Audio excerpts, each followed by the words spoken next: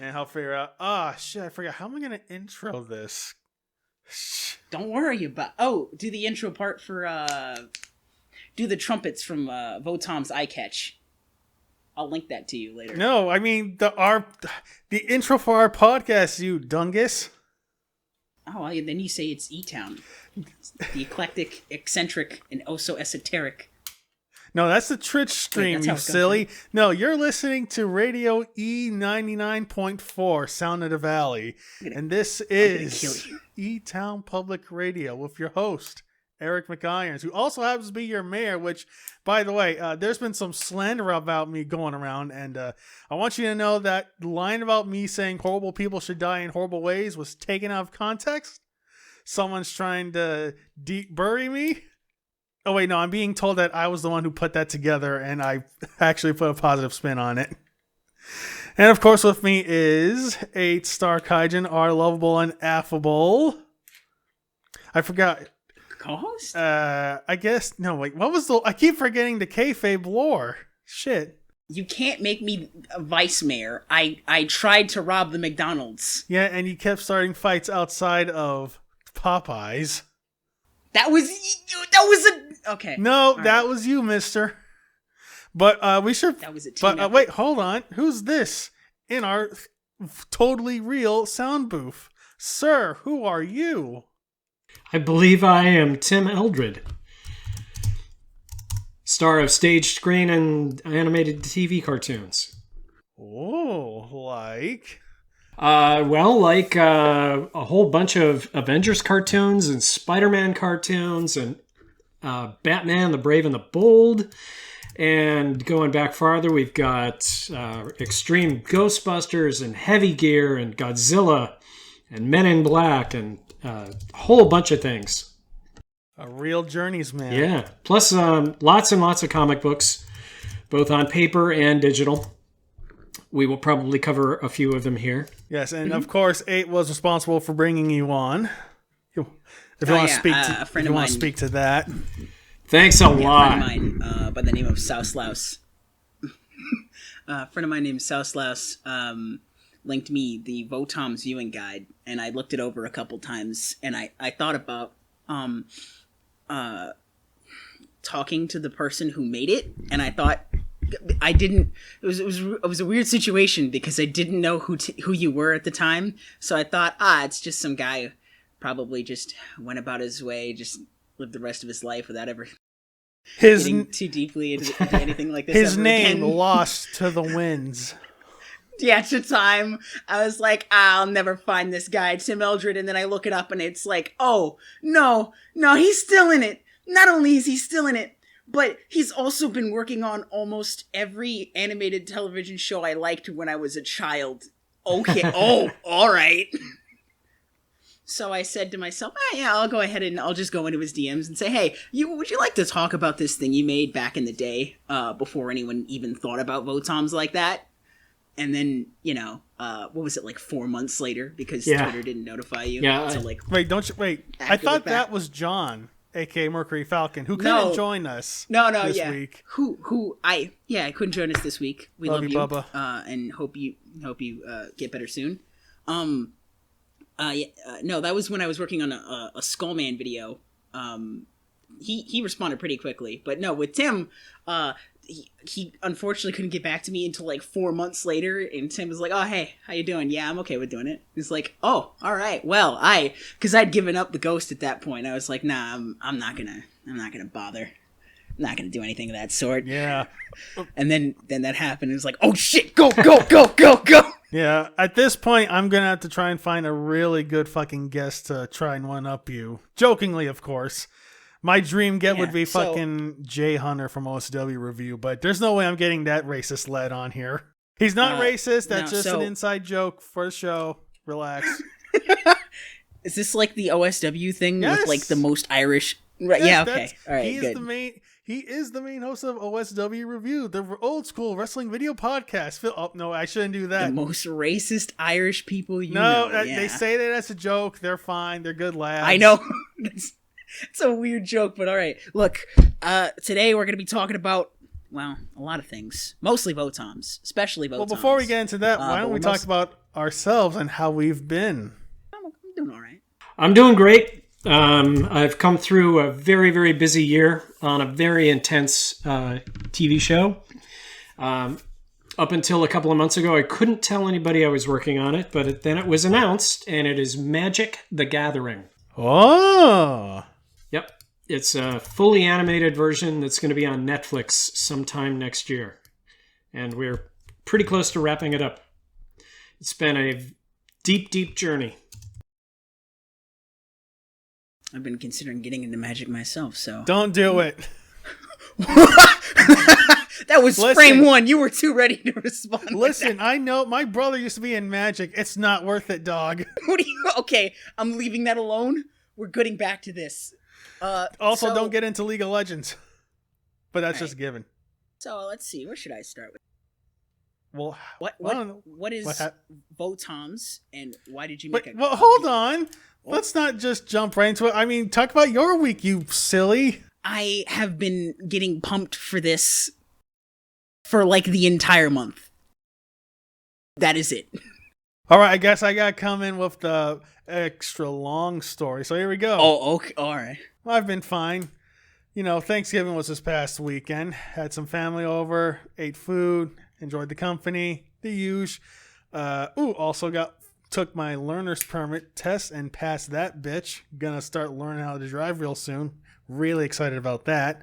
And last weekend, I was at Anime NYC. And I had a good time, but, oh boy. I'm assuming you lads didn't hear nothing about the Friday line, did you? No, why? Okay, let me run this down really quick. So, since we're still in this hell world and the pandemic is still going on, to ensure that everyone who came to Anime NYC was vaxxed and all that shit, you know, you had to have your cards out. You also had to be on a line to get a wristband that says, okay, you've showed your shit, you can go on in. So, you know, that's all well and good. Obviously, they want to do their part and ensure no one gets sick, no one gets hurt and all that. I can get behind that. But it's clear to me and everyone else there that maybe they didn't think this thoroughly because there was a line. And how long do you think this line was? Just ballpark it. Oh, I remember the pictures for this. This shit was mad long. How long did it take you to finally get 4 hours. Actually, no, 3 hours and 20 minutes. It's the longest you've ever had to wait in a line like that. That exact line. Let me give it. Okay. Let me see. Can I screen share? I'll quickly diagram this on Google. I can. Okay. Let's see how this. Tell me if you see the maps. Yeah. Yeah, I see the map. All right. Do you see the mouse? Yeah. All right. So here's a Javits Center. Okay. Here's me walking to the Javits Center. All right. He's doing pretty good. He's looking like he's healthy, in shape. Right here. That's where the line was. All right, you know, that's... And for 3 hours, it was this. And like when you get right here, you think, okay, straight shot. No. It's this, and this, and this, and this, and this, and then you get in. All right. I think I get it now. How do I close the screen? For reference, what's the longest you've ever had to wait in a line for anything of that sort, Tim? Oh, God. The only line story I really have at the top of my head is from a San Diego Comic-Con. Ooh, related. And it would have been maybe 15 years ago. It was the last year Battlestar Galactica was on the air. And there was a huge long line to get into Hall H to see the final Galactica panel hosted by Kevin Smith. And I waited in that line for maybe an hour, maybe more. It was a gamble because I never wanted to waste any time standing in line for panels at that show. But I made an exception for this one just because of what it was. I got within 10 feet of the door and they said, "We're all full. See ya." Oh, man. Damn. Ouch. Fucking hell.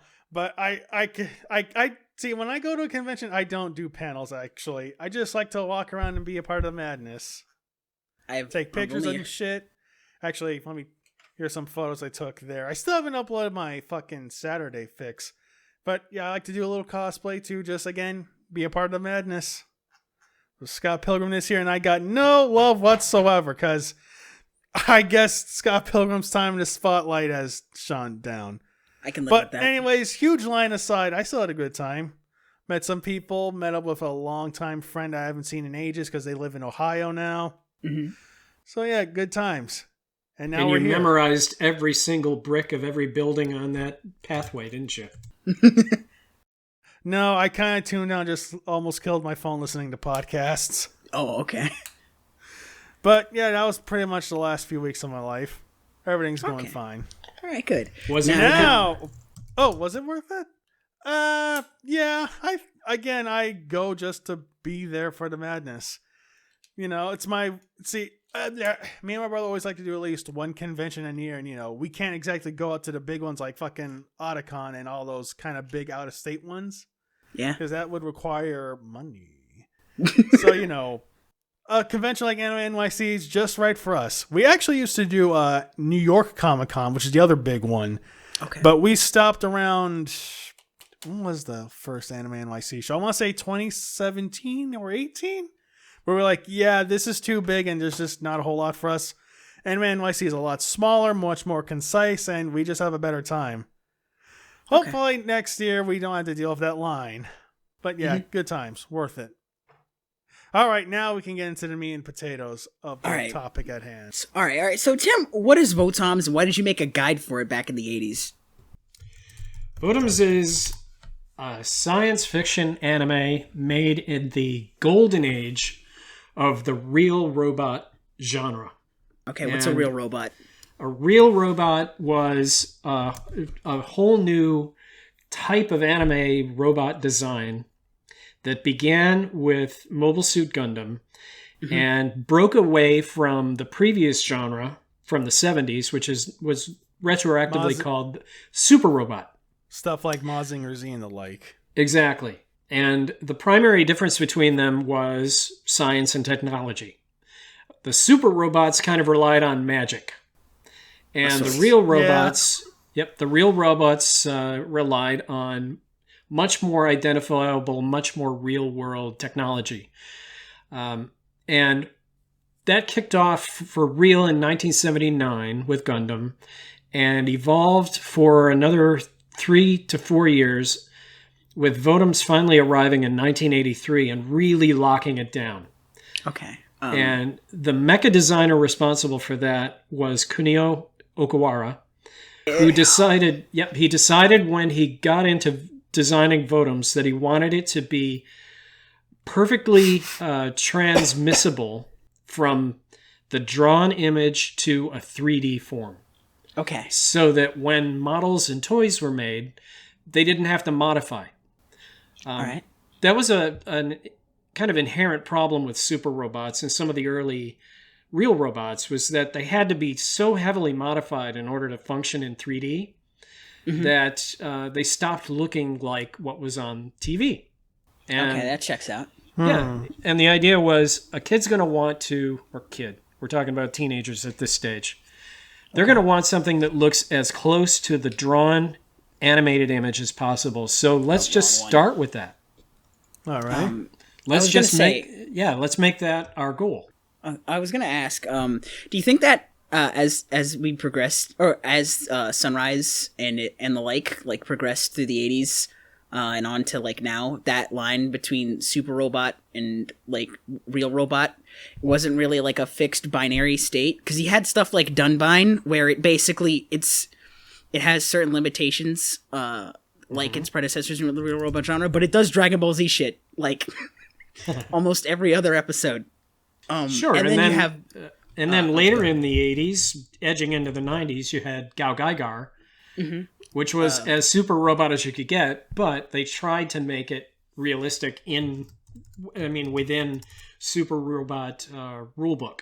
Then there was also there's a bunch of stuff we could jump to for this. I just want to quickly mention Orgus. Oh, Yeah, there's Orgus, which had like had a great theme different... song that did not live up to the show itself, and I'm still salty. We still got to keep watching that. You don't know that yet. You don't know that. Casey Rankin, you son of a bitch, you lied to me. Hey, he did his job. It was incredible. May he rest in peace. Second of all, he's still alive. Like, Casey Rankin is still alive, isn't he? Wait, no, he passed away in 2009. Unfortunately, he's not with us. He's not with us. Then who am I talking to on Facebook? Oh, what? Wait. Casey Rankin has a Facebook page. Oh, that might be a fan page. I don't think so. It looks a little too knowledgeable to be a fan page. But... I'm really scared.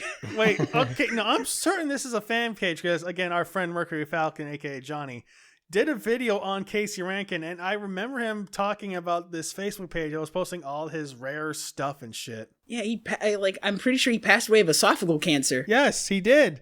Why did I say it like that? Oh my god. This is so... I was not expecting things to diverge into whether or not Casey Rankin passed away, but all right. Oh my god, we're a conspiracy podcast now. No, Casey no, Rankin we're not. Still with us? We're not a mecha conspiracy podcast. We're not going to start going into like why the creator of Bubblegum Crisis went missing for like 30 plus years. All right. Wait, what? Oh yeah. Do you not? No, we're not. No, I said we're not. Long story short, bad things happened with him in the Yakuza. Oh no, just like Inoki. Oh, wait, Antonio Inoki, the wrestler? Yes. Don't you remember when? Okay. I guess we gotta talk about wrestling a little bit. No, we don't. So in 1995, Antonio Inoki's political career was starting to go down the tubes, in part to a scandal where he was shown to have been taking Yakuza money. So in an attempt to save face, he teamed up with WCW and his own promotion, New Japan, to have a peace conference in North Korea. They had a 2-night wrestling show and was sold over here as Collision in Korea. He went back to wrestling shortly thereafter. Yeah, unsurprisingly. Okay. That's enough of that. Okay. Casey Rankin. No. Going back. All right. So the real robots and super robots. Let's it's not a fine line. Sorry, we go on tangents a lot. I was also going to mention this, but I think I remember Shoji Kawamori had like a similar thing going on with his with the Valkyrie, where he was trying to like. Oh sure. What is it? He has like wood. Well, his design approach was to start with 3D. Mm-hmm. He built it in Lego and worked out all of its function. Before it ever got committed to paper. That is the most solid proof of concept I can imagine for something like that. Imagine where doing you're that trying today. You could do stuff with Bionicle. I want to see that. I really do. Okay, look, that was a little too loud, but that's a really solid idea to just get that past a sponsor where they're like, I don't know, and then he pulls out the wood blocks and just starts forming it, and you're like, okay, you know what? No, you got something. All right, I'll shut up. I think it's interesting to look at Kunio Okuwara's work from the 70s with Tatsunoko Pro stuff when he was with Mecha Man, and then going to the Scope Dog, and it's what is it? It's looking at a badger as opposed to something that's nicer or at least rounder in the Tatsunoko era. This is Tatsunoko era with Mecha Man, where it was almost, I don't want to say clown shoes type of silliness, but it was. That was kind of their MO for a bit with those shows. But the Scope Dog, I'm not going to say. Actually, I'll pull it out. I'll pull it out simply. It just looks. No, please don't pull it out. Put it in your pants. The Scope Dog just looks intense. It's always captured my eye as a kid because I was always I'm looking at it right now, and this screams, "Oh wow, this is a tank." If you saw it with the have you ever seen the opening, by the way, Prince?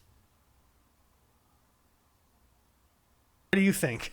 Okay, go ahead and look at it right now real quick. There's this thing that it does where it does the Zaku thing, right, Tim, where it lights up menacingly with its red eye. Mm-hmm. What does that red eye do again? Because I know it has different scopes, hence why it's called the Scope Dog. What's the red eye for? I don't know. It's there to look cool. There's your answer. I hope. I would guess it's for infrared sighting. Okay, good. I gotta make a joke. That's usually what that code means. Okay. Sam Fisher. So he goes ahead So it does this thing where it lights up menacingly when it, like, the first thing it does in the opening. And, you know, when it does that in the dark, it's just the coolest thing in the world. And that always struck me as, like, just a different kind of energy to it, especially with the rest of the way that show and the rest of that franchise goes. And it instantly gives some character to that face. Yeah, which is weird. You've got a blank robot face, and until something moves on it, you don't really know what that you're looking at an active thing with some life driving it, and then suddenly the camera, and you know you're being monitored. It's scanning you. It's sort of like okay, I might be reaching here. It's kind of like a Cyclops that has multiple eyes in one socket. I mean, you may as well think of it like that. Like I'm trying my best here, dog. No, it's fine. You're doing pretty good. But when it comes to, they don't do that for the other ones as time goes on. Like, not the other ones don't have like the big eye set of mechanical eyes on the set that it rotates between, if I'm not mistaken, right? Like the Strike Dog doesn't have it. The Tortoise doesn't have it. Neither does the Berserker has it, right? A lot of them do. It's the very advanced ones that start to move away from that. Yeah. And that's partly so that they looked very different on screen. Mm-hmm. You know, you looked at them and would not mistake them for a scope dog. Yeah. So it was a good way to discern the good guy from bad guy. Mm-hmm. Fair enough. Which is wild to think about with something like Votoms. Especially with something like Melolink. But I'm getting back to that. So you see the scope dog in the first... the thing that always got me about the scope dog was just how small it was compared to other mechs at the time. Because it's like, what? Like only 10 feet tall? 4 meters, whatever that means. Wait. Hey, quick question. Do you remember how big the fucking robots were in Iron Leaguer? Iron Leaguer? No, they can't be anything bigger than like, what? 8 feet or 9 feet tall? Yeah, that was a stretch on my part. No, don't worry. It like gets across the idea of like, man, the scope dog is not that big. Yeah, but looking at this one model that has the pilot guy right next to it. I'm sorry, I'm bad with the names. It's okay. We'll get over it. We'll talk about it as we go along. The scope dog looks like it could be 2 Iron Leaguer robots stacked on top of each other. Like 2 kids in a coat. Like 2 kids in a trench coat. Which is funny because that was also done. Those mechs were also designed by Kunio Okuwata, the ones from Iron Leaguer. So I doubt he had any. Actually, as far as I know, the only one that feels like it could vaguely be similar to that is like maybe one of the ones from the Dark Foundation. But that's beside the point. I just did a quick metric conversion. It comes to between 13 and 15 feet. Yeah. Okay, that's not. It's not too crazy considering. Well, the Gundam's like 60 feet tall, isn't it? The RX-78, and then like the biggest the mechs ever get in Votoms is what are those big ass mechs from like the Quent arc that like chase after Kiriko and Shako with the big packs on their backs? You might be thinking of the Fatty. Oh, okay. You might be thinking of the scope dog with the extra machinery on attached to it. Yeah. Remember, they get into mini mechs at that point. Yeah. Oh, yeah, you're right. There's some little ones. The little tiny ones. Which is called a Zvarg. Does that mean anything? Which is German for dwarf. Oh, okay. Nice. I'm trying to think of a joke here, but I got nothing. No, that was perfect. What do you say after dwarf?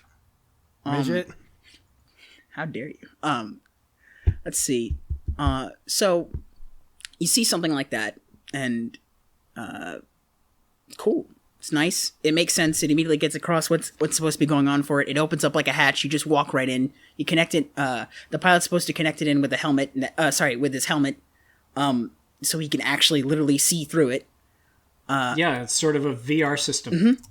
And where you're seeing what the robot sees. And it has a memory drive that's can be stored on a floppy disk.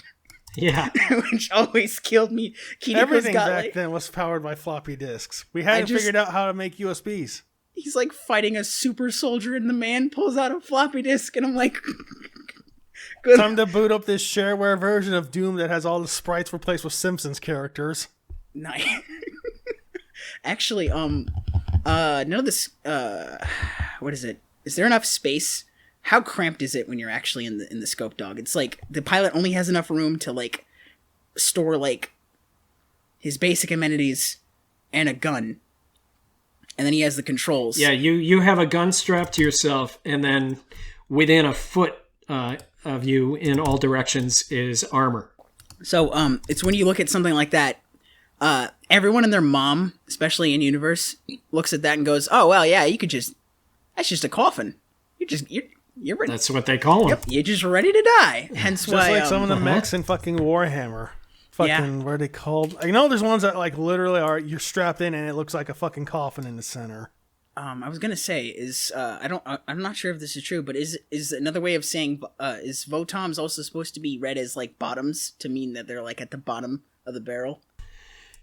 Yeah, that's sort of the hidden meaning, and there are a couple other really weird abbreviations if you want to hear them. Okay, go ahead. Yeah. The actual real working abbreviation Votoms means vertical one-man tank for offense and maneuvers. Oh, And yeah, so the S becomes when I learned that, I had to stand up and applaud for whoever in Japan put those English words together in that order, because it makes perfect sense. I do like how they cheated by having the S in maneuvers be the final one. Yeah. But then there are two other definitions that make no sense whatsoever, right, but they're hilarious. The first one is very obnoxious taggers out of sight murder service. Wow. Okay. That's right up there with like Junker from Snatcher, where it's like Japanese underground neurokinetic elimination ranger, and then the Japanese version of it is Japanese underground naked. I forget the last part, but it's just some absolute nonsense. I'm reminded of fucking... Yeah, and... Sorry, you go ahead. Apparently, Gundam has now been turned into an abbreviation too, but I can't remember what it's for. I remember Gladly United Defense. Okay. All right. Machine Armor Nexus. That's my guess. Did you just make up a word for that last one? Nexus is a word, I think. What does it mean? Do I look like Webster to you? Maybe. Now he's back to it. Okay. There's still one more abbreviation. Okay. That I haven't told you. Yeah, let's hear it. It is Voice-Operated Temperamental Operation Mandatory System. Are any of them voice operated? No. What the fuck? What? It's meaningless. What the fuck? Okay. But once again, somebody put together words that kind of make sense. They just don't belong to this show. Okay. You know what? Fitting. Accurate, even. So yeah, let's. We talked about the scope dog, and we've talked about a little bit about that. But maybe we should ask about how the guide came to be. Yeah, I was gonna say, so that was cool, and I'm sure that's what got you into it. So then, how did you go about making the guide, and when did you make it? Yeah. Well, I first discovered Votoms in probably 1984, late 84, maybe early 85. Either just before or just after it went off the air. Okay. And I really got into it. It was exactly the right show for me at that time because it had everything I wanted to see in an anime. And nobody else was doing much research on it. I only saw an occasional little mention here and there in fan publications, like newsletters from clubs or APA work or whatever I was involved in. Okay. But no real in-depth investigation. All right. And it had always been my thing to document stuff that I really liked. Okay. Whatever grabbed me and inspired me, I wanted to turn that inspiration around and repackage it in a way that could be seen by other people. Mm-hmm. Like, I was a giant Star Wars fan as a kid, and so I made like Star Wars scrapbooks that then could be shown to someone else. And I started writing and drawing my own Star Wars comics, which you can see on my website at timeldred.com. And I just had this need to take in information that inspired me and turn it into something else. A way of giving back, I guess. Okay. Another thing that really grabbed me was Star Blazers, which was the American version of Space Battleship Yamato. Yeah. Yeah. And that obsession still lives today. Yeah. I'm still working on that gigantic website at Cosmo DNA. Mm-hmm. But with Votoms, what I wanted to do was really dig into the story because I got enough of it together in my head to piece together what was happening. And I thought I should start writing this out. And the act of writing it out brought it together for me in other ways. It helped me to realize, if this happens here, it must have been foreshadowed there. That must be what they were talking about in that scene because it's playing out in this scene. Okay. And so it was like, I didn't have any command of Japanese beyond just a few words. And so some of it was kind of like archaeology, where you're studying elements and putting them together to form a picture or a story. I was going to ask, what was so since there was virtually nothing going on with it, that also meant like it was definitely not going to see an overseas release. Nobody was gonna like not stream, but like air it on late night television. It was or in syndication. It was ostensibly up to you to like the whole way through, give or take. Yeah, that stuff was just unimaginable at that point. Because remember, we're talking about the early 80s. There was no import industry yet. Unless you lived in Puerto Rico, actually. My uncles told me, there's different laws. And don't take my words 100% on this, but my uncle tells me that, like, because of some laws in Puerto Rico, you could actually import stuff there a lot easier than on the mainland. For example, you can get a lot of Japanese domestic machines over there, like actual Japanese cars.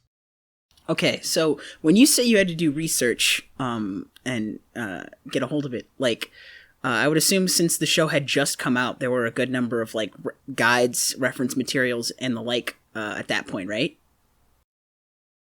Well, in Japan, there was plenty. Okay.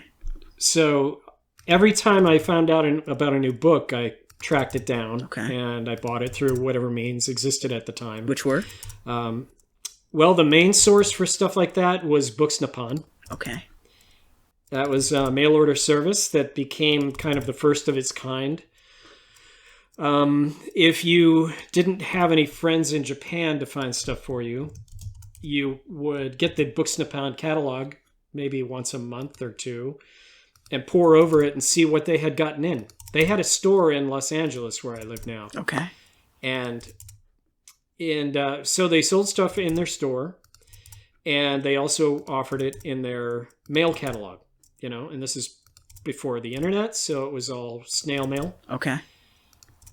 So I'd get a catalog in the mail, which I signed up for, mm-hmm. and asked them, and gave them a call, called across the country, which was a big deal for a teenager. Do you remember the first piece of material you had for Votoms that you got and said, yeah, this is what I'll use for this will be the start of where I begin the bulk of the work on this? That would have been the Roman album. Okay, what is the Roman album? The Roman album was a series of books published by Tokumu Shoten. That's the company that published Animage magazine. Okay. In the late 70s, they were publishing a magazine monthly. And I'm going to have to get up and take a look to remind myself of the title of it. Oh, do you have it? Ooh, let's see. Yes, I do. Nice! Hold on a second. It was Teraby Land or TV Land magazine. And they published a special issue on Space Battleship Yamato, which came out in 1977. Okay. And that was such a popular item that they decided, let's do a whole bunch more of these, and we'll dedicate each one to a different movie or TV show. Would you like to... And so they started coming out pretty regularly for older shows and current shows. And by the time they got to 1984... they were up to, volume 63, and that's when this arrived. Nice. Yo! Hey, look, he's smiling. was that ever used in the show? That picture of Kiriko? I don't think so. Okay. I think that's original art they did for the cover of this book. All right. By character designer Norio Shioyama, right? That's right. Rest in peace, big man. He is. He did incredible work for that. I'd only just recently found out that he just my voice cracked. Oof. That he did work on Daitarn 3, and I can tell it has that sort of energy. But his he's also well known for Ronan Warriors. Yeah, I was watching the first episode of that, and while I didn't really care for it, I still really liked his character designs. Ronan Warriors, that sounds familiar. Yeah, you'll know it when you see it. Oh wait, yes, that actually used to air on Cartoon Network for a bit. Yeah. Okay. So that was made to like compete with Saint Seiya, right? I think it came afterward. Okay. Yeah, that Saint Seiya was late. And Samurai Troopers was the original Japanese name, which is neat. Wait, Takahashi worked on that one too, didn't he? I don't know. Oh, okay then. I wouldn't be surprised. But he and Shoyama were partners for a good long time, so it's possible. I believe that. They worked on that, this, and Panzerworld Gallant. I know that much, but I can't remember what else they worked on. And they did a really short, I think it was an OVA series called Moseika. I gotta check that out. A few years later. Thank you. Appreciate vaguely that. familiar. So, going from there, back to what you were doing for reference materials and pulling together. This took you like what? Like a couple years, I'd imagine, right? Several years, yeah. Oh. Having the Roman album and then subsequent books that came out was a huge help because there was information, frozen on paper that I could study, and I had command of katakana at that point, so I could translate character names and that sort of thing. Okay. Nice. So it just kept unfolding. It was this giant onion with a million layers. Okay. And the vehicle that I had for this was an APA. Do you guys know what an APA was? I remember looking it up on your article. On your site. You mentioned it. No, it's basically a thing where. Actually, no. Go ahead. You explain it. You'll do it better than me. It was the precursor to social media. Okay. And bulletin boards. And it was on paper, and the way it worked is you would sign up to participate, and there would be an editor who would collect everybody's contributions. If there were 20 members, you would create your piece of it, your contribution, which we called trib for short. Okay. And it could be anything you wanted as long as it was printable. And if there were 20 members, you'd make 20 copies of it. You'd send all 20 to the editor. And he would create 20 complete versions of this APA. It stood for Amateur Press Activity. So this is like... And so then you'd get it in the mail in a big bundle, and you'd get your contribution and everybody else's. And so I don't know how far this went outside of anime fandom. There must have been some science fiction APAs.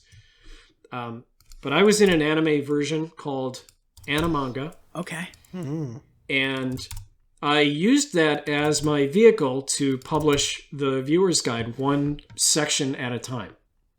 So it's sort of like BBS by snail mail. Yes, exactly. That's exactly right. For those of us who don't know what a BBS is, could you explain that? Basically an early forum. Well, a style of early forum that was primarily done on like DOS computers and shit. You dial up to them and, you can just trade stuff around, sell stuff, find porn, find music, anything really. Nice. A slow motion version of Facebook and Twitter. I was going to say more like, fuck, I had it on my tip of my tongue. Craigslist, that's it. Craigslist. Yeah, that's another one. Nice. Okay. I'm contributing. So over a couple of years, I went through the entire series, and I published a section that I essentially just gave away free to everybody in the APA. Okay. Because it was a labor of love. It was for a show that I was in love with. And I wanted to share it with everybody. And the other piece of that is that my day job was as a typographer and a graphic artist. Ooh, so this was perfect. I had access to all the professional publishing equipment I needed to make this look really good. Yeah, I feel that, just like how I used to use fucking Photoshop when I was still in school. Thank God for Affinity. And so I think it was that helped it to capture so much attention when it finally started to get distributed. I just made photocopies available for cost after the APA was after it was all done. Mm-hmm. You know, and I had all the pieces together. I could bundle it up in a single package and mail it out to somebody. So I made it available that way. And I think I only sold maybe 40 or 50 through direct mail. Okay. But they got around. They were shared by plenty of people. And the next thing I knew, they were getting in the hands of some rather important individuals. And I think the most significant of those was John O'Donnell, who was running U.S. Manga Corps in the early 90s. You may know them as Central Park Media. Oh, yeah. No, don't. Well, for this, it's a good thing. I know. I'm joking. I know they did some good stuff. Go on. They did a lot of good stuff. They were instrumental in spreading anime in the early days of actual imports. I mean, they got a lot of stuff. It wasn't all great, and they didn't do a great job with all of it, but they became the first company to import Vodums, and they went for it on the strength of what I had put together in the Viewer's Guide. Oh, nice. And so the Viewer's Guide was directly responsible for the show getting imported. That's a wild thing to think about. What did that, did that make you feel, validated as a fan of it? Or, you felt like you contributed to something you really liked in a way that was meaningful for other people? Oh, of course. It was a dream come true. I mean, that was the best possible outcome. I could finally get what would amount to, the actual real stuff that I was writing about. I was going to ask this other question. What are 3 things you can think of off the top of your head that were just huge hurdles in making the viewer's guide viewing guide as you got towards the end of it? As I got toward the end of it? The biggest hurdle from start to finish was the language barrier. Okay. Well, obviously. There's really no way around that. But over time, I managed to find Japanese people. In one case, it was a professional language instructor who I paid for his services, and we sat down and watched episodes together. And he told me what was happening, and I took copious notes. And then there was a point where I moved away, and I couldn't work with him anymore, and I found other people. And little bits and pieces of information would just sort of drift in when I least expected it. Somebody would tell me about another book they found, or they would find some information, let's say in a Japanese magazine, about something that was coming up. Mm-hmm. And I was following the Japanese magazines too. I was lucky enough to be in a position to get Animage, Animedia, and one or two others on a monthly basis, because that was a new thing that was happening thanks to Books Nippon. They finally offered monthly subscriptions to the magazines, and that was a godsend, because that happened at just the right time for me to learn about the OVAs that followed the TV series, and so I could pick those up. In fact, in one issue of Animage, I saw an ad in English in the back from a store called Animate, which is still around, and they had just opened up what they called the Animate World Service. And it was specifically directed at people like me overseas who wanted to get the stuff. And I was able to get the very first Vodum's OVA through them, instantly, as soon as it came out. Nice. And it was a little complicated. You had to go to a bank, and you had to get an international money order drawn up in Japanese yen. Oh, okay. And you had to mail it to them, airmail or snail mail. And then hope it would get through, because who knows what blockades existed on the other side, language or otherwise. But then, like within 2 weeks of me sending that out, it showed up.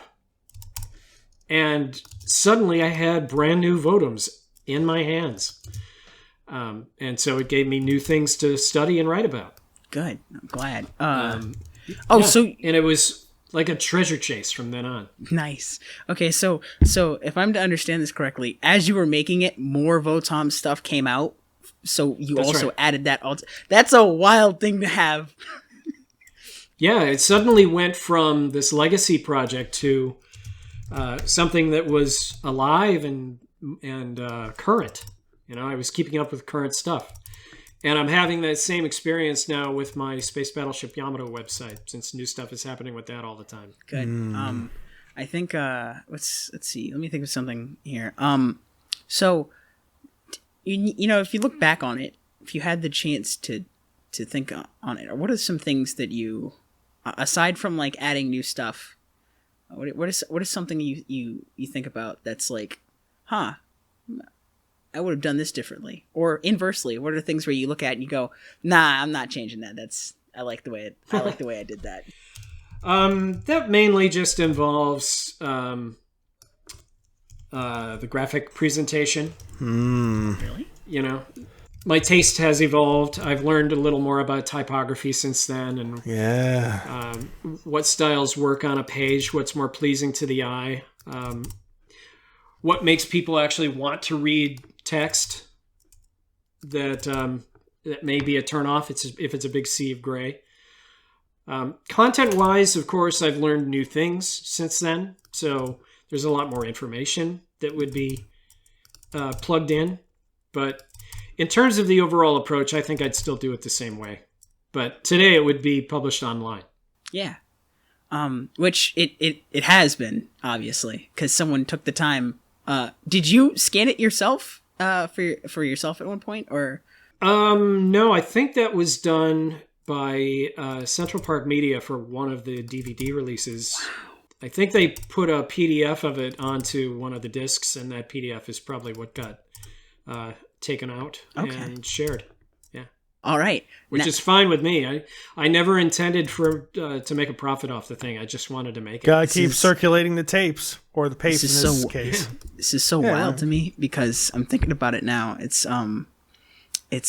now I know how it got in my hands, and having that knowledge feels very interesting to me. It's good stuff. I was gonna say, all right, so now that we've got that out of the way, with how you made it. Well, actually, no, not out of the way, but now that we understand how you made that. So did you ever want to do something like that, Yamato aside, with any other kind of property or piece of media either at that point or later on? I once considered doing it for Mobile Suit Gundam. Yeah, okay. Because it was another big thing with a lot of information to process. But I wasn't as devoted to Gundam. Yeah. I liked it a lot. I'd still consider it one of my top 10. But it didn't seem like that was getting neglected. A lot of other people had their eyes on it. Yeah, Gundam is super over, so it's like you could just throw a dart at like a different piece of Gundam and you'd have enough for a book or two. Several wikis even. Yeah, I don't blame you. I think at that stage there was a lot less of it. We had the first series, Zeta, Double Zeta, and we were just getting Shaw's Counterattack. What about there were also the novels. Sure. I wasn't really that deep into it though, so I didn't have any access to those. Sorry, I just meant like as a general thing for like people who wanted to like get into his work without that, not just the TV show, but yeah. You're talking about those Del Rey novels that came out in English? I forgot about those. When did those come out again? I think late 80s. Okay. And they were okay. weird. Hang on, just so we're clear, I was I was thinking of the novels Tomino did for the for 0079 where Amuro dies. Hey, spoilers. Yeah, that got translated and adapted. Oh, don't worry. Not only does Tomino wishes bullshit. people forgot about that. As far as I know, he's like, I shouldn't have killed him off at that point in the novel. Shit, I accidentally pushed him for SummerSlam too hard. I remember that interview where he goes, I kept trying to kill Amuro and Char in the show, but they were too cool. So then Char's counterattack happened, and then I had to do that. That's what happens when you put him over strong. Oh, man. I'm trying to remember a scenario with something I felt as strongly about where I could do something like that. And the other thing I can think of is my desire to translate and put out new scans of the Eat Man manga, because I haven't seen anything been done with that, and Viz Media stopped after like the second volume. But as far as like something I love that much to where I would devote, I really like Skullman, and I bothered to make a video about the Shimamoto manga that's supposed to be a sequel to it. But can you think of, what'd you say? You should post that. I'll link it at some point. I'm not that adamant right now. But Prince, could you think of something that you like? Sea Tiger. Oh yeah, dead ass. Yeah. Okay. Look, brief summation. Okay, so Tim, I'm sure in your travels you might know about this, but China and specifically Hong Kong has its own comics market. And now Chinese comics are notoriously hard to get over here because, well, get over in the sense that no one really cares about them because Chinese are a tough nut to crack in terms of language. But a few years ago, I started looking into the world of Hong Kong manhwa, as they call them over there. And I discovered this one series that has a vice-like grip on me. It's called Sea Tiger.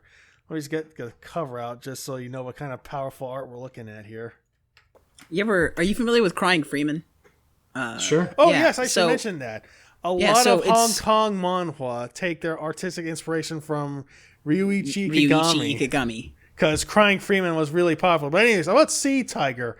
It's about this dude, Sea Tiger himself, right there, as you can see, him face, and his quest to stop Blue Dream, an evil shadow corporation that wants to destroy the world. But here's the catch.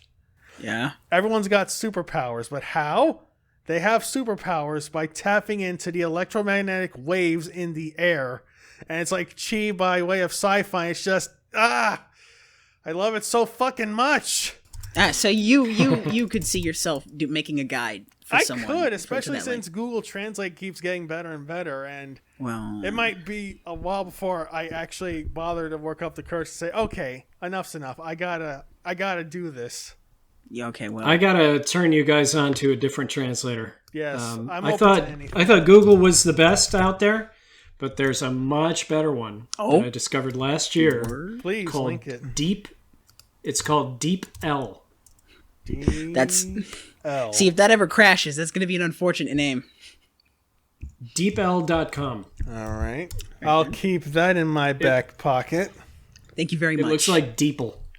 If we ever, decide to go forward with that, I would love to work with you the whole way through that on that one, Prince. But some more art. Kind of lots of.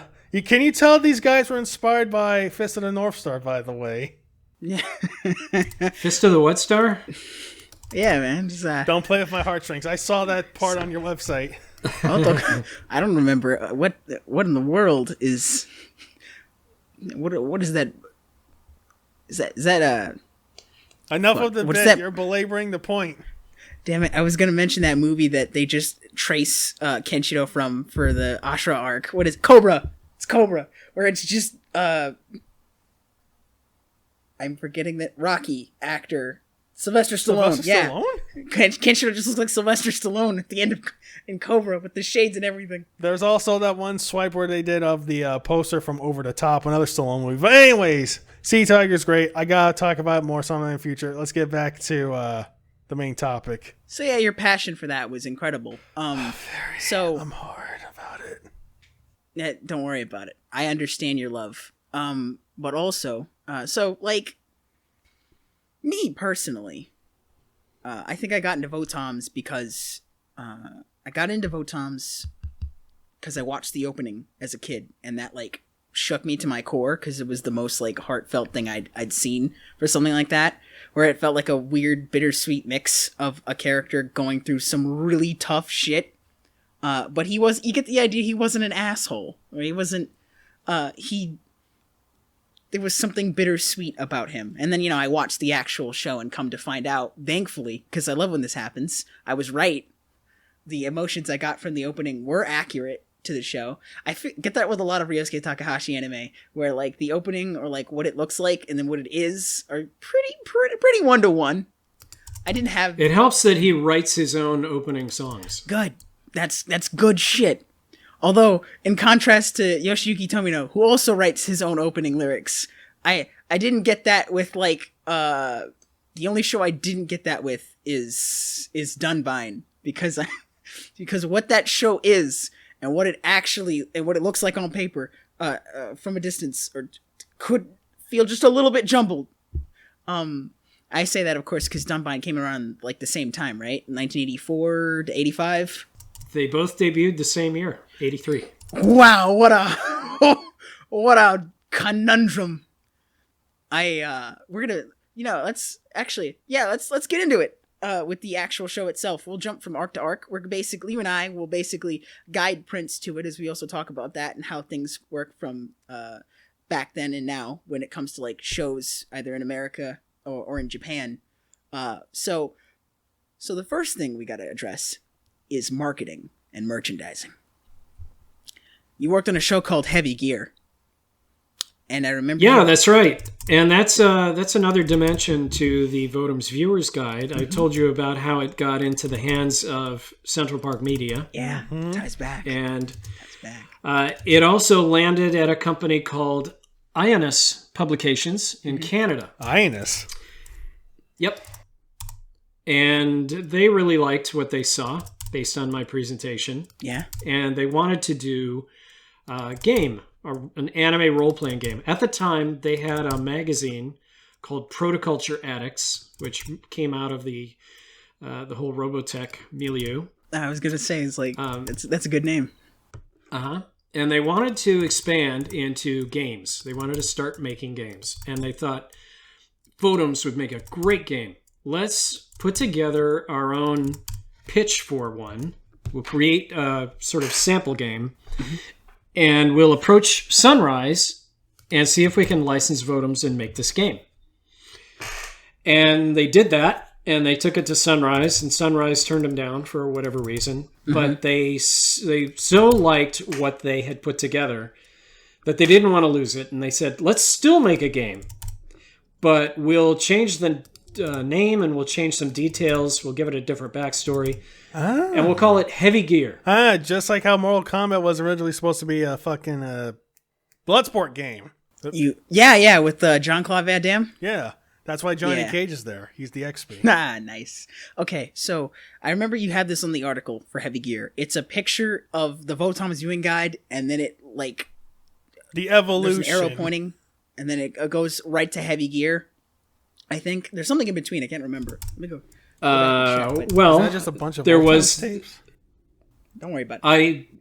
As I said, I created the guide, and it somehow found its way to the people who wanted to do something more with Votoms.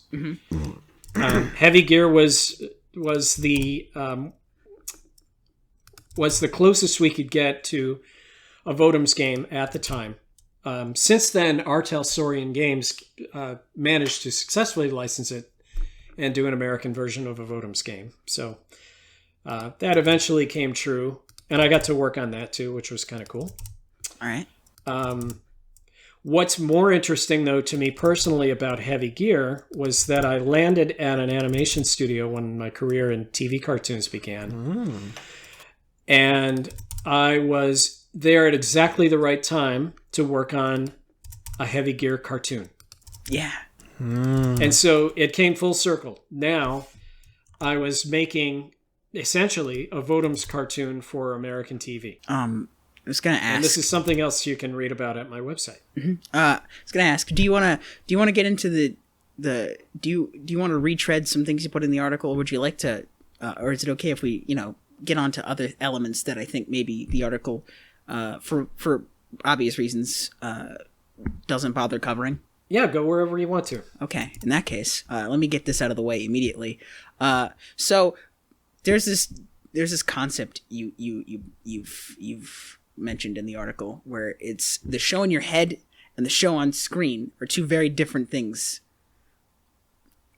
And so for reference, Heavy Gear, if we were going to transplant it to Votoms, and this is the part where I have to mention that if you haven't seen Votoms or Heavy Gear, stranger who has come upon this, we're going to spoil the shit out of a lot of this and a lot of other mech shows. Also, might I just say, thank you for coming across our channel. Make sure to watch our streams. Yeah. All right. Shameless plug aside. Yeah, we're going to spoil the shit out of that, so it might help to have some understanding of what we're talking about. So, from what I can understand, or from which the best way I could put it is, Heavy Gear is just the battling arena from the Votoms franchise. Like, condensed, like, the whole way through because of what happened production-wise. Pretty much. I mean, that's where it began, but it obviously expanded much wider than that. Mm-hmm. Or are you talking about the Heavy Gear cartoon? Oh, I meant the Heavy Gear cartoon was... Yeah. Sorry, let's focus on the show. I don't want to confuse you, but if we're going to talk about, like, the setting, it is essentially battling with a little bit, with more of a culture and intensity developed around it in terms of, like, things get elaborated on. There's a certain class structure, there's social cues to follow, there's, you have people you can trust as you work with your team, going into these missions, going into these challenges, who expect a certain degree of, like, I want to say, like, camaraderie, family. It's like a tribe.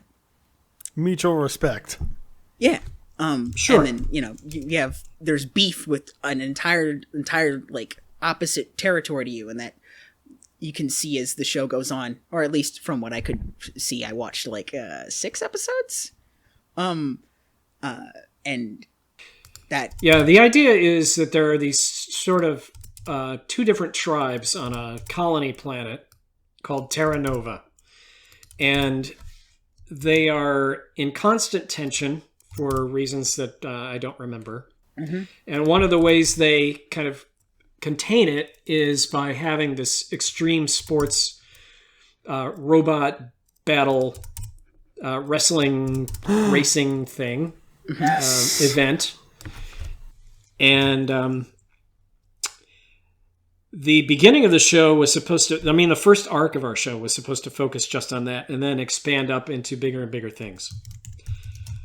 And so that very closely follows what Votoms set up, because in the beginning of Votoms, you discover that it's the end of a long war. Like 200 years? 100 years of war. Okay, thank you. And there's a lot of surplus equipment sitting around and a lot of very bored people. And a lot of pilots who don't have any way to make a living anymore. So they sign up for this sport called battling, which pits a military surplus mech against another one. Mm-hmm. And it becomes very popular and very colorful and keeps people interested and active. And so there's this sort of underground culture that's built up around it, and it's really interesting. It's extra legal, so to speak, right? Because you're not really, it's not really supposed to go the way it does legally, but some people, they look the other way. Some things are allowed to an extent. Both parties have to consent to whether or not it becomes a death match. Sure.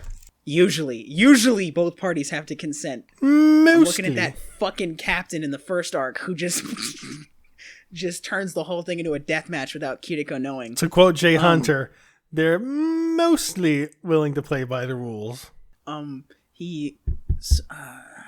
So they, as the show, let's focus on, because this is for, let's keep it contained to, like, when it was coming out in the 80s and not so much later on, because when they go back to battling later on, it's like decades later after the main show, so things have changed up a bit, and they don't go for it again in the Phantom arc for a little bit. They're just kind of like, hey, battling. So when you see battling, it's still around. It's still a cultural thing. Yeah, they still do it. There's posters. People are hyped. They cut promos. They make signs. They buy the merch. They go for life. I don't think I've ever actually seen. I don't know if they do have merch of like the fighters and stuff, but I would. Well, I'm saying that as a jokey joke. I know, but like that's actually something interesting. I don't think I ever saw that, but because people do get famous as the series goes, and like different spin-offs and in the show itself, people do get famous for battling. Like there's like big names associated with it. There's Mellowlink has one of the guys that Mellowlink targets is named Fox, I think. He basically, after that whole thing happens, that sets off Mellowlink, he becomes a prize fighter in battling, and he's like really good at it to the point he has his own silver scope dog that can just tear apart the competition.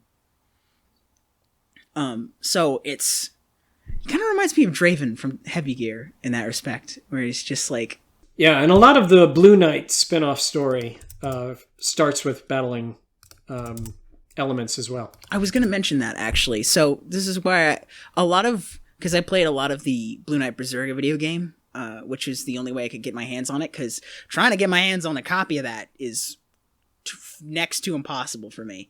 And the only thing I know about Blue Knight Berserker is that it is battling the entire thing from start to finish for the video game anyway. There's the main character whose name I have not been able to nail down, who pilots a Quentian Berserker, a blue one with the words PS on it, which I can only assume means perfect soldier. I think so.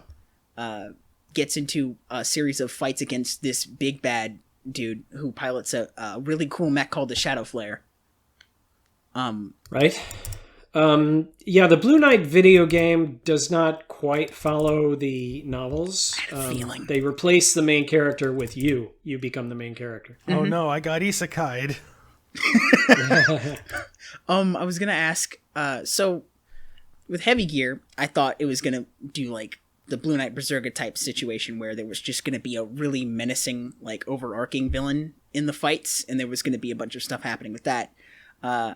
But when I saw that happen, it was like, oh, okay, now I see how this is gonna go. It's interesting. At one point, an alien shows up. I know that.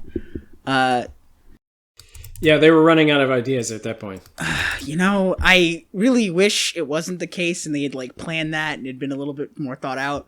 But putting that aside, so for even the Blue Knight Berserker novel, from what you're telling me, doesn't stick with battling for long anyway. They all expand beyond that. I mean, it's a great place to start because it's sort of the belly of the beast in that world. Mm-hmm. And it's a gathering point for a lot of different characters. And so, I mean, you can see it as a way to set a stage, mm-hmm. and then give yourself other places to go. I feel when I was younger, I didn't like the Votoms TV show as I was going through it by the end, because I was like, why don't they stick to the spectacle and wildness? When are they gonna get to the fireworks factory? I had an energy to it where I was like, I really liked battling because I felt like you could explore more interesting scenarios and characters in a more condensed area like that, which was my thought process. Well, it's also easier to follow just if you're a casual viewer and you don't have much command of Japanese, because a one-on-one fight is really easy to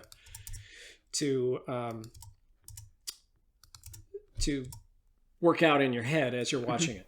Yeah, but I began to realize as I watched the show again, and as I looked at other parts, and I saw parts of the reviewer's guide with things Takahashi mentioned, I realized that get can work, but there's no reason why that has to be the case for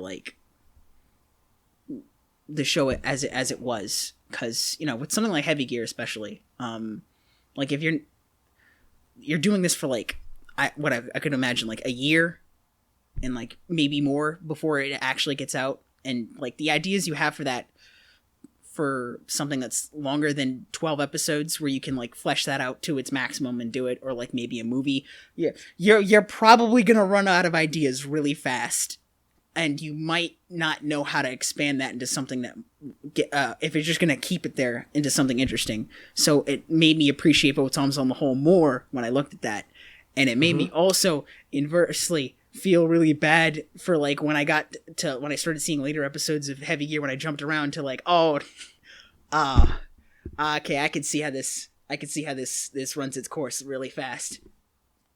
Yeah, exactly. What happened with Heavy Gear was we got to the end of the first arc, and then the story was meant to expand in the same intuitive way that the Votum stories expanded from the concept of battling. And so the writing team had much bigger places to take the characters and different things to do with them. But they never got the opportunity because the syndicator of the show decided, no, we don't want to go there. We don't have as much money to spend as we thought, so we need to keep it contained. We need you to stick with what you've been doing and reuse as much of your CG assets as possible, so this becomes a cheaper show to make. And the problem was we were scheduled to do 40 episodes, and we had only gotten to like 12 or 13. So sticking with that scenario for another 36 episodes or whatever it was going to be, just it didn't sound very exciting. We knew that we were going to be spinning our wheels for most of that. And they sort of proved why you don't want to stay with one concept for a very long time in a TV show. You want to give yourself somewhere else to go with it. I was, before I started Heavy Gear, I didn't see the article. I thought to myself, they're just going to stick with battling. This is going to be great. And then it... Oops. Sorry. It's like... You have to, if you want to do something like that and you want it to be damn good, you have to be like, everything has to fall into place if you want something like that one concept to work out for its thing. It'll basically become lightning in a bottle, and like, it's probably, I don't know. But yeah. It became very formulaic. I can see why you guys had the right idea with like it branching out to where it would eventually become a bigger conflict. The idea was supposed to be that like Earth would want to come back, right? To that. It was an Earth colony planet, and Earth was going to show up at some point, and there would be an invasion. I don't know exactly what drove it, but this was the capsule version of the story as it was explained to me. And that would cause the two tribes on the planet to unite and fight back. That's wild. That has like an energy of like Grados with SPT Leisner in a way. We'll get to that later, but okay. So to get back to Votoms. Oh, what's wrong? No, I'm just looking at the time. Oh, are we running out? No, just paying attention to time. Oh, regardless. Thank you for keeping track of the time. I don't want us to go overboard. It's like, wait, what time is it for you right now? It's like 10:42, and we're reaching 1:15. All right. I've got 7:42. If we could wrap it up in another half hour, I'll be fine. All right. What was I going to say? I'm not against making this a two-parter also. Oh, nice. But let's see where it goes. Okay. So basically, what was going on with... So Votoms is like the exact opposite, where from what I'm to understand, they got to do everything they wanted to with that story for the TV show, right? That's right. They went to different regions, different planets, met different enemies and allies, found different stakes to the story until it became really, really big and involved like the origin of their entire galaxy. Mm-hmm. So I was going to say, a lot of what helped Votoms, from what I understand, and from our friend John, is that like it had low ratings, but the merchandise basically kept that show going all 52 episodes? 52 episodes, and the way they kept it fresh was by going to a different location for every new arc. and there were 4 arcs, averaging 13 episodes each. Okay, so with the merchandise itself, from what I'm to understand, it like Takara managed to make that like it just flowed, right? People got into it, like they liked what they saw from the Scope Dog and the myriad designs from the AT units. That's right. So, and they didn't all get merchandised. The stuff that came later in the show took a while to show up. It once it got into legacy territory, and there were new stories being added, they realized, okay, there's enough of a following here to spend the money on new molds and stuff, and we can make the ATs that didn't come out during the show. Okay, so I was gonna say, could you just ballpark a few of the ones that didn't get like a toy at that point in time? You didn't see much on the Strike Dog.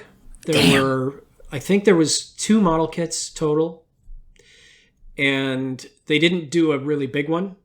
You know, the 1/24 scale models were the big ones at that point. I don't believe they did a Strike Dog or a Rapidly Dog back in the original run.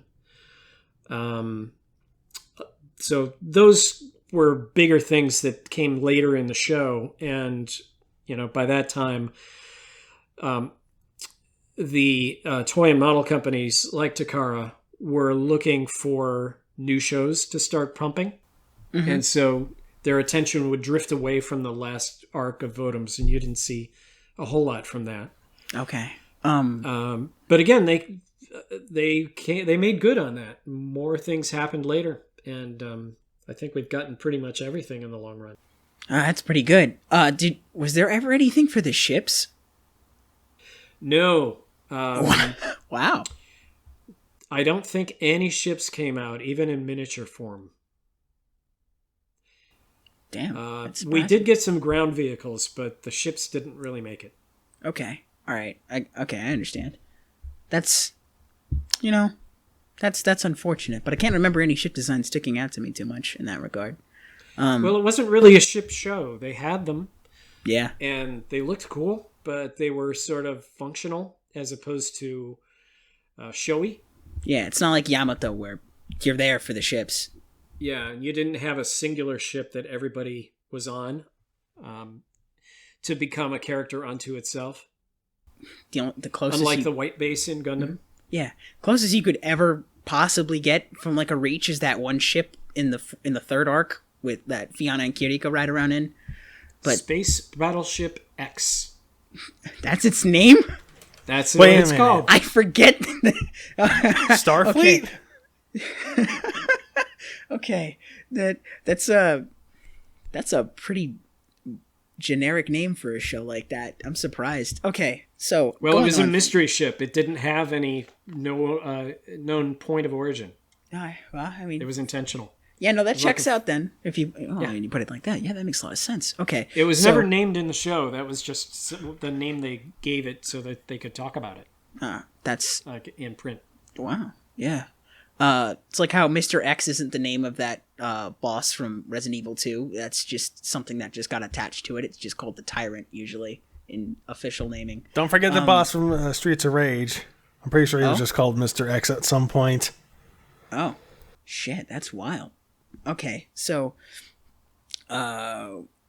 for American television, when you make an action show, from the animated action shows you've made since like you started your career, how important would you say that like merchandising is to help keep it afloat?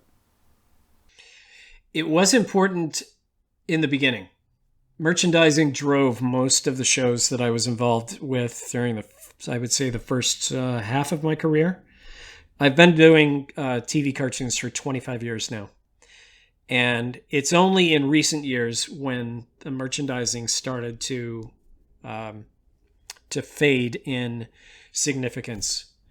And that correlates with the opening up of the streaming world, because a company like Netflix doesn't need to make money from merchandising. Their model is to sell subscriptions.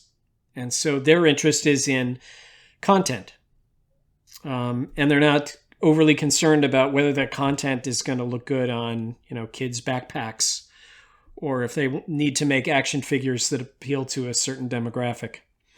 But back in the early days, that stuff was the driver of everything. Yeah.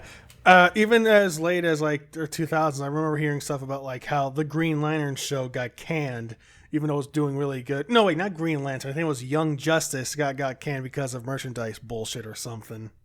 I remember you worked on that, didn't you? I worked on Young Justice for a little while. I was not that deeply involved in it. But all right, fair enough. I think the show that really was affected was Avatar, The Last Airbender. Really? Yeah. That was a Nickelodeon show. It was very out of character for Nickelodeon to pick that up because it was aimed at an older audience that didn't buy action figures and toys. And so it didn't have a big merchandising profit to show, and they couldn't justify keeping it on the air.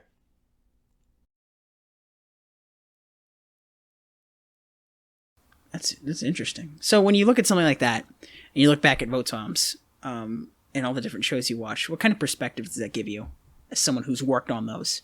In terms of how they perform in Japan as opposed to here, is that what you mean? Yeah, or just little things you pick up and you think about, and they rattle out. You play with it and you go, "Oh, that's actually interesting. I wonder how that would have gone if something like that were done here or overseas."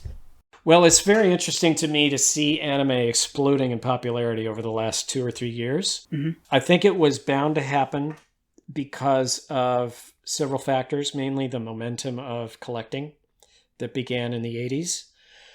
I've been very honored to be a part of that whole process and an active participant in things like the Viewer's Guide to help spread awareness and help to create this groundswell that we're all benefiting from now.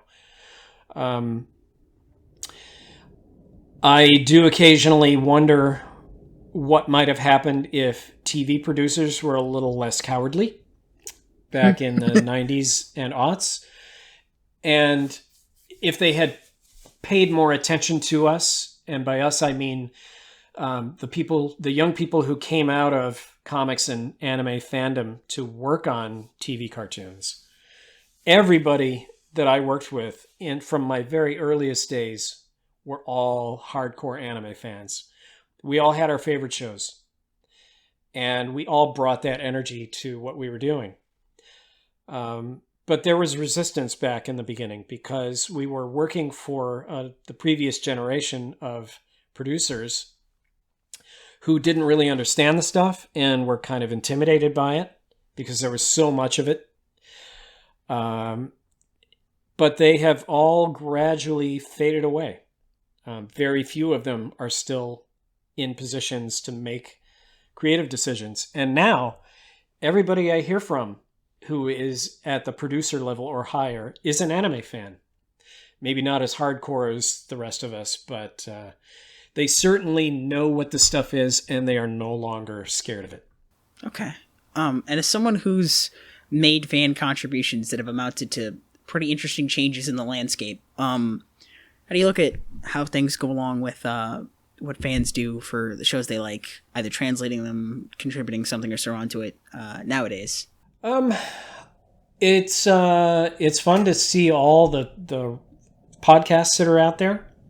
One that I particularly like is Mobile Suit Breakdown. Have you guys heard of that one? No, I think I might have. Sorry. Go ahead. Give me an... Well, it's dedicated to Mobile Suit Gundam, and they've been going for 3+ years now. They started from the very beginning with Series 1, and they're going one episode at a time. Yeah, okay. Actually, no, I have seen them before. Yeah. Yeah. Good They're stuff. very, very in-depth. They do the kind of work in their podcast that I do on my Space Battleship Yamato website. Yeah, okay, that is... But of course, an audio medium and a visual medium are going to give you two very different experiences. I think... Okay, yeah, no, I had to think about that for a minute. I was like, oh, hadn't thought about that. Yeah, so, in terms of Gundam scholarship, they're doing some of the best work you're going to gang numbers. They're getting in there. All right, so how are we on time, Prince? We're just approaching 1:30. Okay, I'm gonna go ahead. Let's see how we can do this now. So now we're gonna go ahead and.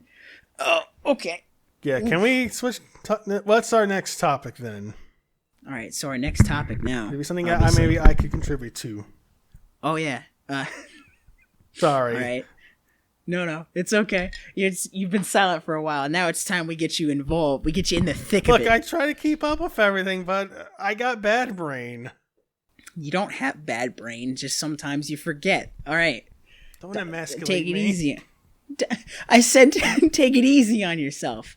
All right. So what you're gonna do? We're gonna do right now. We're gonna do a quick run through of the 4 arcs for Votoms for you, Prince. So, just so we can talk about fucking things. Grease Monkey, though. We can bring up Grease. Actually, no. Yeah, Grease Monkey's great. You want to save all that for a part 2? You know what? Fine, sure. This can be. You know what? This will be like fucking Resident Evil 2. This is the 8-disc. How dare you? Okay, so we'll save Grease Monkey and your work with like Yamato and like how that influenced your work from the stuff me and Prince have seen for another video. So for here, we're gonna try and you and I, Tim, we'll just talk about our favorite moments from the show, and get Prince involved in it through the guide, so that way he can look at it and he'll actually know what the hell we're talking about. So to explore some things. Okay, let me give you the quickest rundown I can, because I don't think it's a good use of our time to talk about individual scenes. Oh yeah, I know that. So the first arc, I actually got to come up with the names of these arcs for Central Park Media when they put them out on VHS the first time. The first arc is called Udo City, and that's the location where it happens. And it is kind of a combination of Mad Max and Blade Runner. Yeah. We've got our hero, Kiriko Kyuvi, who's a veteran of the 100-Year War and a lost armored trooper pilot, and he gets himself mixed up in some really, really weird underground stuff that's happening in the wake of this war, which has just entered a truce. And he lands in the bowels of this awful rain-soaked city called Udo, and that's where he discovers the battling circuit, and he gets involved, and he's a fugitive at that point, so he uses this as his sort of platform to investigate what's been going on and find out why he's been targeted by people that he used to work with. Okay. That plays out over 13 episodes, and then we go to a new location called Cumin, and that opens up the Cumin Jungle Wars arc. That's how you're supposed to say that? Cumin Wars, yes. I always just called it Cumin because it was Kummen, but I don't be so lewd. Thank God it's not actually called that. I'm not coming. So you remember I said that the story started as sort of Mad Max meets Blade Runner. Mm-hmm. At this point, we go into Apocalypse Now. Yeah. Robots in the jungle. So it basically turns into parts. It starts reminding me of Dougram, and also this one episode of a Tatsunoko anime me and Prince are huge fans of, called Kurenai Sanshiro. Oh yeah, the episode where he goes to Nam. The episode where he goes to Nam, and as he ventures further into the jungle, it becomes more industrial until they get to the headquarters final of boss. Yeah, and they fight him. Which is funny because the crew that Sanshiro teams up with reminds me of the gang from Dougram that the main character from that show teams up with. Except I'm only 20 episodes into Dougram. I'm not sure they all die as violently as that. Or in quick succession. It takes a while. Like Festo dies episode 15? But yeah, Cumin is the one where Cumin is shit gets real, even more so. Yeah. It's and then it's there's a direct follow up to all the things we learned in Udo City, and Kiriko meets with his love interest Fiona, who is a mech pilot in her own right. He gets her away from the cartel that she works for, and the two of them launch into space. And that takes us to the third arc, which is called Dead World Sansa. We spent some time in space on Space Battleship X. Yeah.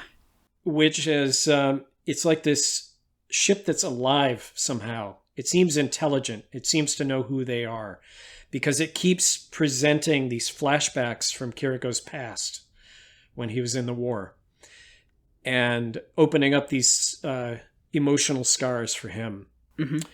And so we go from this strange spaceship, which has sort of an alien flavor to it, to a planet called Sansa, which was completely wiped out in the 100-Year War. And Kiriko was one of the people who helped to wipe it out. And so he's got a lot of phantoms and ghosts waiting for him there. And that's where we get into sort of a Road Warrior flavor. Yeah. Yeah. In fact, I quoted Alien before. I would say the first part of this arc is more like Hunt for Red October. I haven't gotten the chance to watch the rest of that yet. I've only seen the first 5 minutes. And then there's the fourth one, which is the final arc, which, he goes to Quent. When everything plays itself out on Sansa, Kiriko finds out that the secrets of his past actually can be found on a different planet called Quent. And that arc is called God Planet Quent because Quent is a very significant place in the center of the galaxy. And once we get there, we have sort of a cross between Dune and some other big war movie that I cannot remember. Yeah, I don't. THX? It's got a very strong Dune flavor to it. I'll start with that. I can see that. Okay, they even have sandworms. Starship Troopers. No. I was about to say Tremors, but that's completely wrong. Actually, wouldn't that wouldn't come up for? Yeah, okay. Yeah. I see why. I was gonna say maybe you're right, but then I realized that wouldn't be for a couple more years. So to basically just throw that out there as like random ideas. I wanted to. So Ryosuke Takahashi worked on a bunch of stuff beforehand, and I have these insane theories on things that inspired elements of later works on his work for Votoms, the TV show. Return of the Jedi is one I see get thrown around. For the Cumin arc, which is the Vietnam arc, Prince, because there's a scene at the end where this piece of shit that goes by the name Kan Yu, he's basically like a really shitty, what's his rank? He's like a captain of the side that Kiriko finds himself on in this like jungle war. And he decides he wants to pull some like really suspicious shit with Kiriko's love interest Fiona, and one of his soldiers, who is a mercenary from the planet Quent. He's this big dude, a giant man. Think like the big guy from Cyborg 009, 005. Just picks him up, and then he just does the like Return of the Jedi toss with Palpatine right into a bit. He just dies. I forget. Is there like any fanfare for that scene? Because he just goes, "Nah, you're done." There's like no emotional like pain in it either, because he's a horrible person. So he just chucks him. Yeah, we're all happy to be rid of Kan Yu at that point. He's a horrible, horrible man, and he deserved to die. How do you say it, Prince? Horrible people deserve to die in horrible ways. And then we got to get the national anthem playing in the background. Yeah. Okay. So, like there was a thing with, I don't know what it is with Yosuke Takahashi, but he really liked having, I don't know if he could, probably wasn't his choice, but the voice actor for Kan Yu, Hirose, I think his name is Hirose Masashi. Basically every like anime he did in the 80s that was a Ryosuke Takahashi work, he voiced a sack of shit. So he did Ghostero, the psychotic cyborg man from Leisner. Oh, he was Ghostero, huh? Yeah, who's basically Pigma Dengar from Star Fox if he was a grown-ass man. And then there was Destin, the shithead informant rat from Dougram, who I think lives very long in that show, unfortunately. And then he also, and then the wild turnaround, if you like ever watch Gundam, is he does the voice of Ramba Ral, who is the exact opposite of all three of those people. Where he, he's honorable, he's respectful, he has like a code, he has a hot wife. He also dies horribly in the desert. I think he also came back to do a Gustero type character in Full Metal Panic. Oh, nice. Yeah. I've only ever seen the comedy spinoff for that, not the show itself proper. I should get on that. But yeah, so... yeah, if you're looking for more with the Vodum's flavor, that one definitely has it. So cumin always throws me off because it reminds me of the spice. Yeah, so much of it is very like Metal Gear and Sanshiro-esque, where like sometimes it's pretty grounded for the most part, and some things get pretty fantastical. But one of my favorite parts is the energy you get from the characters in the background, like Potaria, one of the mercenaries that show up, and the quote-unquote final boss-ish, the sub-boss you get with the guy on the other side of the Cuman War who's like representing the government, who he meets, and Prince, I shit you not, 5 seconds into meeting each other, they just start a martial arts fight, I think, while like the entire temple they're in just starts blowing up. Nice. It's good stuff. I didn't, when you're watching it, you didn't expect... Oh no, my phone's just about... I gotta recharge it. When you watch the show, it like has these moments where it lets you where there's these explosive moments of spectacle that you didn't think it was willing to do. And I appreciate it for doing that. You got that in the first arc where they just went crazy and just had Mad Max shit happen constantly, and Kiriko's just mowing people down. But then, they decided to have it be more personal with two people and fighting each other, representing different sides of a conflict that's not quite the focus of the entire show, but it's the focus of this arc. And then the third one, there's like next to no fighting except for like bits and like little bursts here and there, right? Well, there's a lot of space fighting when they are on their way to the planet, and then when they get there, the point is that they gradually lose all of their weapons until they get down to just 2 people in the desert. And that's when I think the show becomes its most personal and most engaging. Yeah, Kiriko basically gets to... Do you remember that guy in Sanshiro who's like, you killed my brother, I fucking hate you, Prince? That was the hook hand guy, right? Yeah, it was the hook hand guy. So for the equivalent to this, for the Sansa part in Votoms, is there's this lady who really wants Kiriko dead because he was part of the army that like helped raise her entire town to the ground. My name is Inigo Montoya, and you killed my entire family. Yeah, it's basically that. But an interesting thing that happens with it is, you're led to believe that Kiriko doesn't say anything about it, like directly for a while. You feel free to correct me about this, so I'm wrong. If I'm wrong, Tim. But they basically have come to an understanding with each other through a very complicated series of, I'm not going to kill you. You're free to go ahead and take a stab at me if you want, for most of that, until it eventually leads to him and her just going their separate ways, and her just he ends up saving her life so many times that she can't bring herself to kill him anymore. Yeah, it's just like at that point, it's like, why would you do it? What are you doing? And there's this really great line from Kiriko where he basically says, I don't want to say I didn't kill your family, because that would just be an excuse from all the horrible shit where I killed other people's families. And there's this like weird moment where like all of the horrible shit he got to relive on Space Battleship X just comes together again. And that was really neat that he had a sort of sense of like accountability in a sense, not necessarily going like, I may not have done that directly to you, but I did it to other people. So I'm not going to just be buddy with you after that. I'll just save your life and be on my way. There's also this neat thing where because Fiona, his girlfriend, is a super soldier powered by the it's a material called Jujirium, which the show That's right. uses for a bunch of different things for the mechs. He basically has to have like a it's the closest thing I can give to this. It's like a battery situation where he's like got to keep finding Jujirium or else she'll just die. So he's like managing that with an older woman who's just constantly trying to kill him.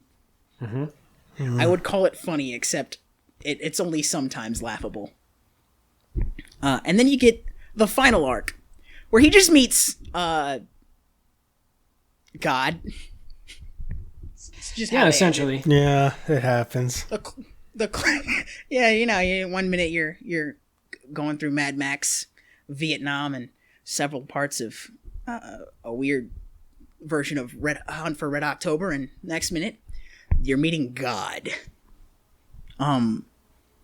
So he's basically just like I don't want to like call it a brain in a jar, but it's like Mother Brain in Metroid. Basically, is what happens. He gets all the way to him after a series of like really intense moments, scene after scene after scene, and then he gets to him. It's not like you don't really know what to expect from this entity, and it's just like a giant set of computers. It's not whatever it was originally. It's not even a person that you could identify. That's but apparently it's been from the a driving novel. force behind everything that's happened for the past 100 years or more. In fact, several thousand years on this particular planet. So this was brought up in the viewer's guide. That's from a novel, right? That idea for Wiseman.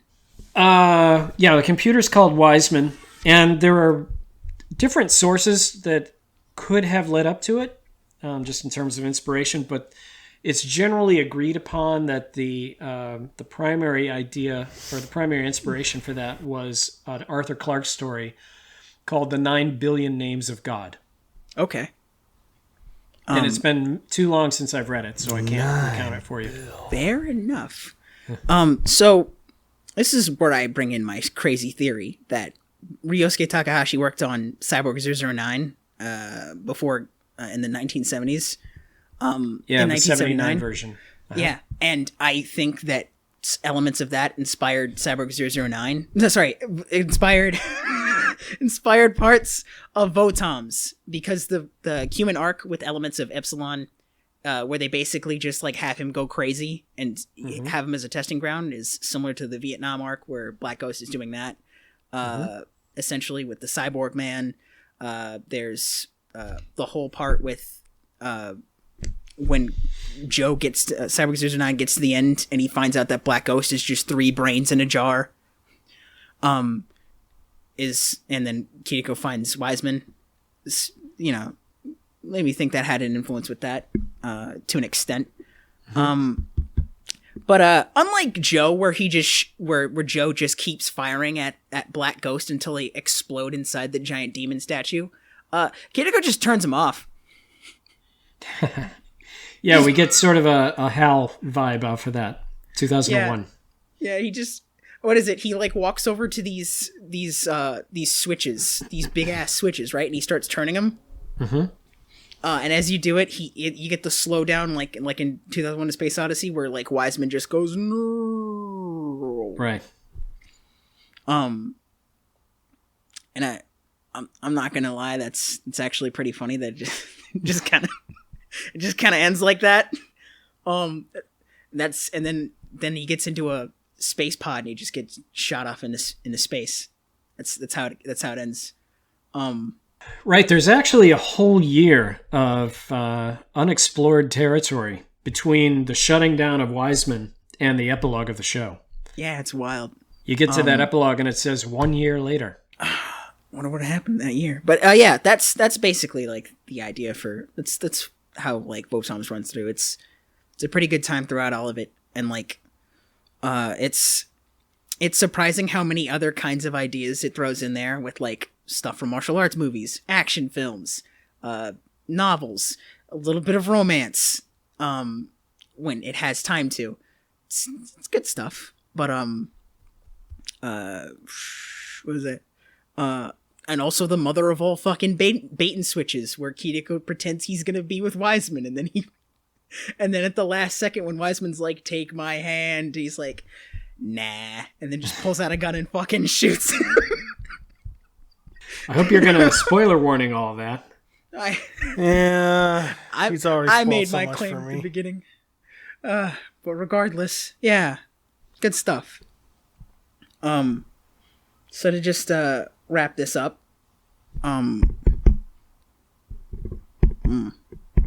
actually, to wrap this up with a closing line from you, Tim. You want to hear about my T-shirt? Remember I said this T-shirt has a story? Yes, let's hear that story, please. Yes. When I was working with Central Park Media to help them package up Votems for the American market, I wrote lots and lots of text that got published in booklets that went into the VHS and the DVD sets. And I reorganized a lot of that text and expanded it for the Artelsorian role-playing game. And then I kind of went on to other things, didn't do many Votems projects afterward. And then I started making trips to Japan pretty regularly starting in 2007.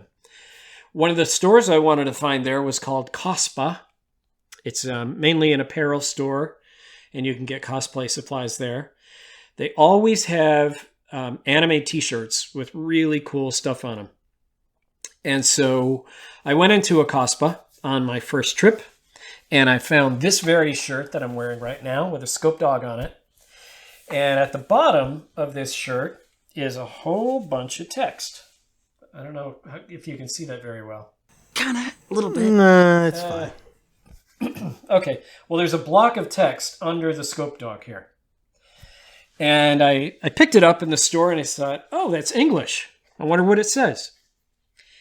And as I started reading it, I realized, hey, this sounds really familiar. Oh, it's what I wrote. Nice. Fucking sweet. It was a description of the scope dog that I wrote for Central Park Media and then expanded for Artelsorian Games. And then I walked into fucking Cospa and found it on a t-shirt in Tokyo. Nice. It's amazing. Someone owes you a cent. I'm glad. So yeah, whenever. Do you have any closing thoughts on how you feel about the TV show itself when you go back to it? It's interesting that you ask that because I have not watched the TV show in many years. Okay. However, when the Blu-ray sets came out a year or two ago, I watched the OVAs, all of the OVAs, but just front to back, because some of them hadn't been subtitled before. So it was sort of a way to revisit the show without committing to 52 episodes. And in the wake of that, I started my archival website, which is called Art Vault, and you can find it at timeldred.com. Mm-hmm. One of the reasons I wanted to start that site was to begin writing about my other favorite anime. Because I've been working on the Space Battleship Yamato website, which you can find at ourstarblazers.com, since 2002. So it's coming up on 20 years where I've been writing about Yamato nonstop. And I love it, and I'm going to keep doing it as long as I can.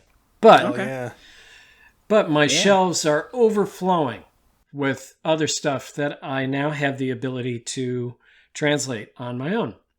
And so I'm using timeldred.com as a vehicle to do that. And so for the last year, I've been writing profiles of my favorite shows and pulling stuff off my bookshelves and reviewing all of that. And I am very close to launching a whole new series of Votems features there. Good. All right. So this will become kind of the modern version of the viewer's guide. And I'm going to get a chance when I do this to review the entire series again for the first time in at least 10 years since I last watched it. And, you know, these things don't change from year to year, but we do. And the knowledge in our head keeps expanding, and we get greater context for things. So every time I go back and watch a favorite show, I feel differently about it. So I'm going to be interested to see what I discover on this. Good to hear. Yeah. And with that, I think we've done about as much as we reasonably could. Yeah. Any thoughts, Prince? I was barely in this episode. Who booked this? Why, you'll be in part 2. Calm down when we get to Grease Monkey. Yes, please. No offense. This was all great, very educational for me, but this really did feel like you kind of controlled the conversation, dog. Yeah, it's all right. If I was, there was going to be a third man on here, John, we would have been able to bounce it a little bit Maybe better, he'll be here for the next time. Who knows? I hope so. I really do. I love him. All right. Prince? Yeah, well, it sounds like you guys have done some homework on me, so I don't want that to go to waste. Well, there is one thing I want to mention. This is Eric's corner now. Shut the fuck up, eh? Yeah. So I noticed on your site you had a little section for Fist of the North Star, and it looked pretty comprehensive, gotta say. Yeah. But you're missing something. You're missing this. Yeah? Tying it back to Manuel from earlier, I actually stumbled across a 6-issue Fist of the North Star bootleg comic. Scanned all the issues and put it up all in the archive. It's quite an interesting retelling. In what sense? In the sense that you can see where they're taking what from where, and it's like if I had to describe Fist of the North Star with my bad memory. All right. But anyways, so I feel like that just sharing that. Okay, good. Well, all right, that's it for Eric's corner. Okay. We'll look forward to part 2 where we talk about. Well, is this comic somewhere online that I can look at it? And I just posted the whole thing in the chat. Mm-hmm. So, good. Actually, how many people have looked at it? Wow, 2,200 something views. Nice. I wonder if anyone's actually going to have the balls to translate this. But if that, I think you have we a highlight close from it that out here. Okay, good. Okay, that's good. So I want to say thank you to Tim for coming on and giving us his time of day. I'm happy to be here. I'm happy to be anywhere at this point. Yeah, same. Thank you to 8 for bringing him on, and hopefully next time you remember to let me speak some. All right. I'm joking. Right. Okay. This is admittedly a work shoot right now. Don't worry about it. All right. So, but yes. What's the name of the podcast? What are we ending it on? This was the E-Town Public Radio Show, and you have been listening to it on E99.4, the sound of the valley. We'll see you at the back hack. Aren't you going to say, hey, come on, don't just... I say that for the streams. You got to pay me for that one if it's off. All right, we're signing off. Later.